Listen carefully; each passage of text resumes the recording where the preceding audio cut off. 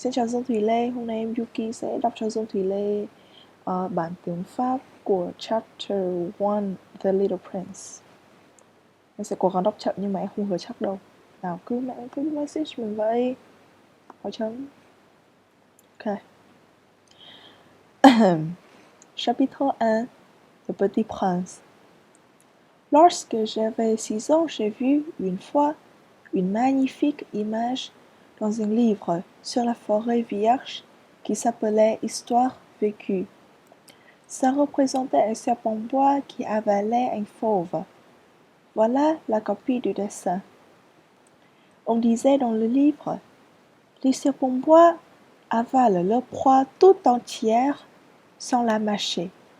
Ensuite, ils ne peuvent plus bouger et ils dorment pendant les 6 mois de leur digestion. J'ai alors beaucoup réfléchi sur les aventures de la jungle et, à mon tour, j'ai réussi, avec un crayon de couleur, à tracer mon premier dessin. Mon dessin numéro 1. Il était comme ça. J'ai montré mon chef-d'œuvre au rang de personnes et je leur ai demandé si mon dessin leur faisait peur. Elles m'ont répondu « Pourquoi un chapeau ferait-il peur ?» Mon dessin ne représentait pas un chapeau. Il représentait un serpent-bois qui digérait un éléphant. J'ai alors dessiné l'intérieur du serpent-bois afin que les grandes personnes puissent comprendre. Elles ont toujours besoin d'explications. Mon dessin numéro 2 était comme ça. Les grandes personnes m'ont conseillé de laisser de côté les dessins de serpent-bois ouverts ou fermés et de m'intéresser plutôt à la géographie, à l'histoire, au calcul et à la grammaire. C'est ainsi que j'ai abandonné, à l'âge de 6 ans, une magnifique carrière de peintre. J'avais été découragée par l'insuccès de mon dessin numéro 1 et de mon dessin numéro 2. Les grandes personnes ne comprennent jamais rien toutes seules et c'est fatigant pour les enfants de toujours leur donner des explications. J'ai donc dû choisir un autre métier et j'ai appris à piloter les avions. J'ai volé un peu partout dans le monde. Et la géographie, c'est exact, m'a beaucoup servi. Je savais reconnaître du premier coup d'œil la Chine de l'Arizona.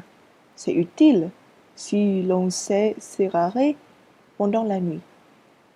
J'ai ainsi eu, au cours de ma vie, des tasses de contact avec des tasses de gens sérieux.